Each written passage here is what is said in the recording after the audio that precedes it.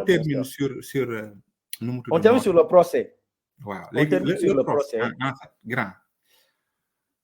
Mandia, oui, le procès. Non, c'est le procès. Avec tout ce que tu viens de dire, tu vois, maintenant, avec tout ce que tu viens de dire, comment ne pas dire que cette justice-là, Ousmane Sonko,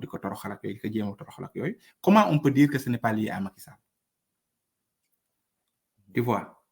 En fait, t'as beau oui, Ousmane Sonko, oui, t'as beau critiquer. Comment le def quoi? J'ai beau critiquer.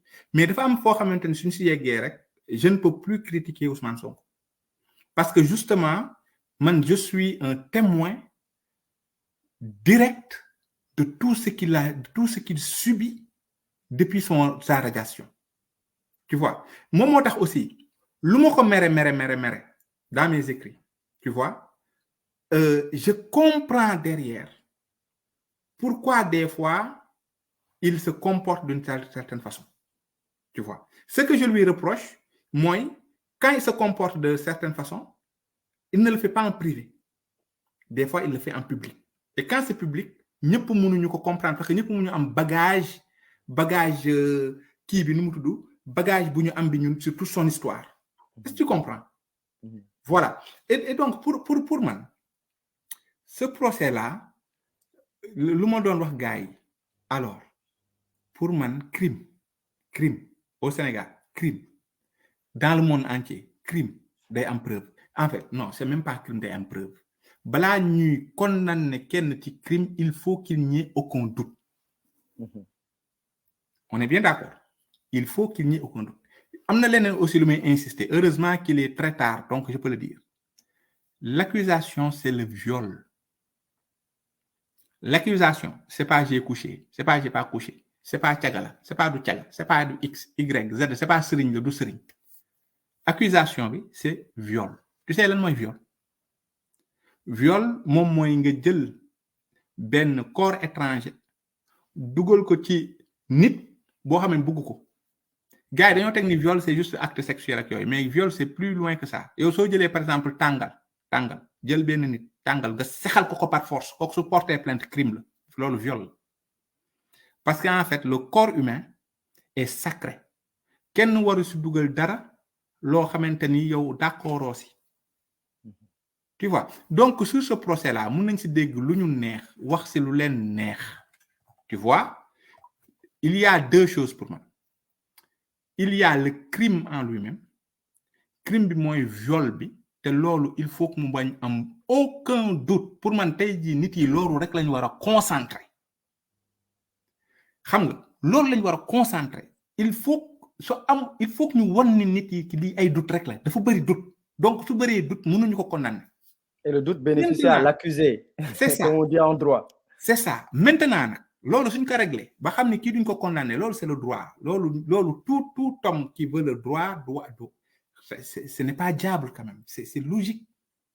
Tu vois? Maintenant, après homme à homme, d'un homme qui veut être président à toi qui est électeur, tu peux dire wa légui mom lu fa doon def, est-ce que kuy dugg fi dina ko voter wala dum ko voter? Est-ce que doy na ma? Est-ce que doyuma? Est-ce que légui ni lolu c'est une autre histoire. Tu vois? Mais je peux t'assurer que tay ji képp ki nga xamanteni mi ngi won ci nu mu tuddu képp ki nga xamanteni mi ngi won ci place Ousmane Sonko muy Macky Sall muy X muy Y dina ko jappalé parce que xam nga pour lan parce que c'est dangereux, c'est-à-dire que dafa am yo xamanteni pour man c'est au-delà des appartenances politiques. Gis nga grand man, je ne suis plus un enfant. Ousmane Sonko lu ma magé bari wula.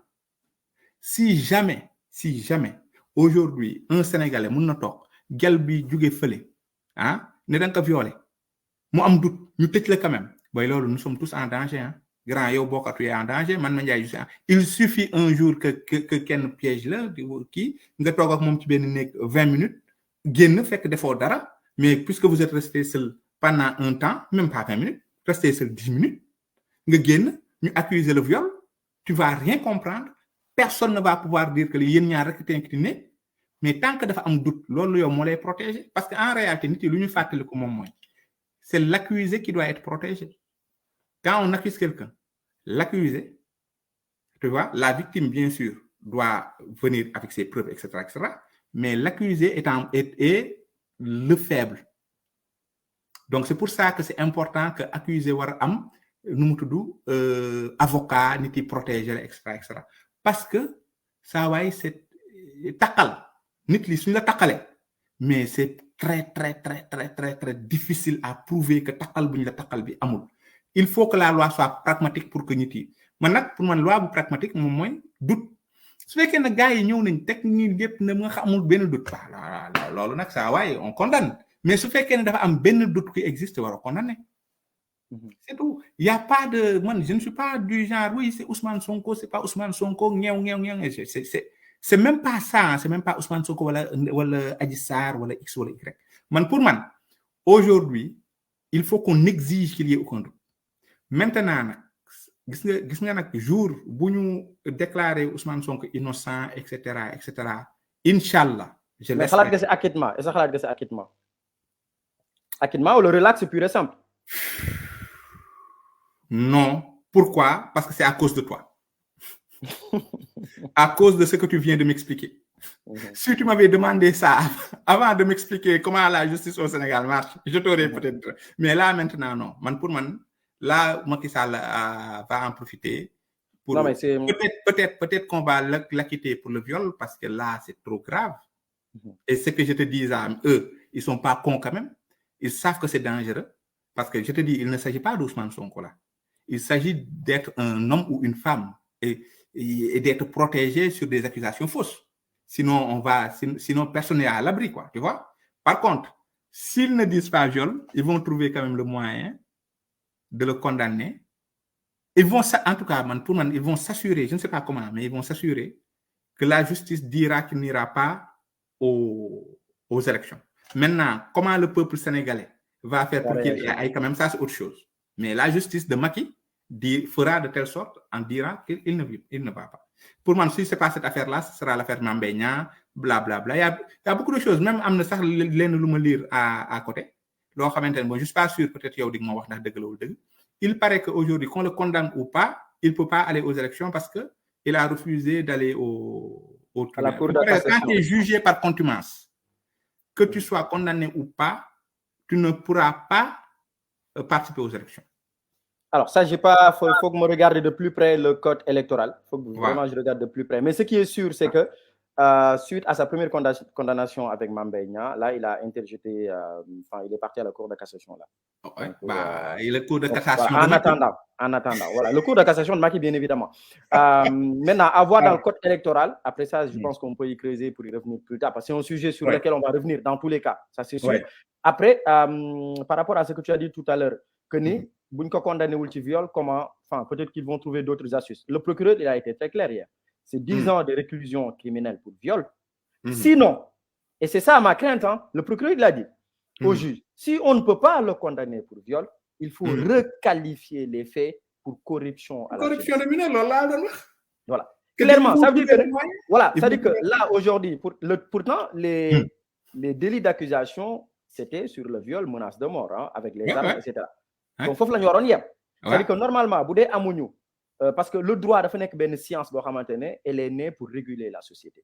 C'est-à-dire que viol, c'est lay top ba ci say seut ba ci say seutat dañ nan x y sa mam ba ci ay génération mom lañ fi topé un viol. Maintenant pour que ñu protéger nit ki dañuy dem ba nan effectivement wax bu am ay doute, s'il y a des doutes, ça bénéficie à l'accusé. Franchement. Ba paré le droit né la yow mi nga xamantene ya accusé manam di Adji Sarr, la charge de la preuve, la première année de droit nga koy jang képp kuy étudiant de droit, la charge de la preuve incombe à la partie demandeuse. À la partie accusatrice. Man, si je suis au tribunal, c'était juste assez spécial en créer une inverser ce qu'on appelait à l'époque la charge de la preuve. Karim Wade, bon, dañ japp ne am nga ay milliards, yow andil preuve ne sa ci sunu xaliss. Mais dans le principe de droit, le principe, c'est que man Mandiaye, si je suis au tribunal, ne Mandiaye da nga sacc sama ginar, c'est à moi d'apporter les preuves de ta culpabilité. Ah bah, bien sûr, ce qui est logique. Ce qui est logique. Ouais. Sauf que nak sunu nguuri ni muy teudé. Et encore une fois, si tu reviens à l'hyperprésidentialisme et à la conjonction de l'exécutif et du judiciaire, su leen arrangé dañuy dëpp affaire yi. Man maa ne da ngaa sàcc sama ginaar Mandiaye andil preuve yi wane na yow Mandiaye sàccoo sama ginaar. dans les principes, si on reste dans les principes de droit, normalement, ce n'était pas Ousmane Sonko d'apporter des preuves de sa culpabilité. C'est à Adji Sarr d'apporter, en tout cas sa partie, d'apporter les preuves de la culpabilité d'Ousmane Sonko. Tel n'a pas été le cas. Et pourtant, moi, la crainte, nous condamnons, et ça serait très malheureux pour le Sénégal. Parce que quand on défend encore une fois des principes de justice, d'égalité et de justice sociale, c'est inacceptable ce qui se passe dans non, c'est inacceptable. C'est inacceptable. Normalement, si on a une condamnation, affaire du la chambre criminelle. Ouais. C'est-à-dire que c'est parce que si on le dépose plainte, pour moi, je déposer plainte, police, nous avons déjà instruire, une petite enquête, plainte déjà avant de faire cette enquête, est-ce qu'il y a une bon, jarna enquête ou jarul enquête, si jarul enquête, donc classé, duñ la sax contacté wat. Si jaré enquête, ñu OK, on poursuit, dem dans le fond, OK, andi les témoins, etc. Si ko jaré, ñu def une note de synthèse, un dossier, yónnee ko au procureur de la République. Mu dem ci juge d'instruction, etc. Tay procès Ousmane Sonko dafa yegg ba ci étape yépp. Alors vraiment, moi j'ai fait une chronique là-dessus. Quand tu restes dans les faits, nit ku ne su tok ak sa akulay talay dans un environnement comme ça, ñu ne dañ la violer avec des armes, 2 coups de feu, etc. Faut pas déconner. C'est une histoire à dormir debout. C'est une histoire à dormir debout. Ça, c'est le principe. De l'autre côté, en tant que quelqu'un qui est légaliste aussi, ça sera un autre débat. Je pourrais le condamner. Mais quand même, aussi, ce n'est que peut-être une difficulté. Mais tu ne peux pas ne pas rester dans les principes. C'est-à-dire que l'homme Ousmane Sonko, la seule erreur fatale qu'il a faite, c'est d'avoir été dans un lieu comme ça. Non, attends. Lolo la grand. Defal nak. Attends. Lolo là au début. Après, nga tek aussi Babacar Sow là, peut-être je pense qu'il a répondu à une de nos questions. Non, grand. Pour moi, lolo là, il y a deux choses.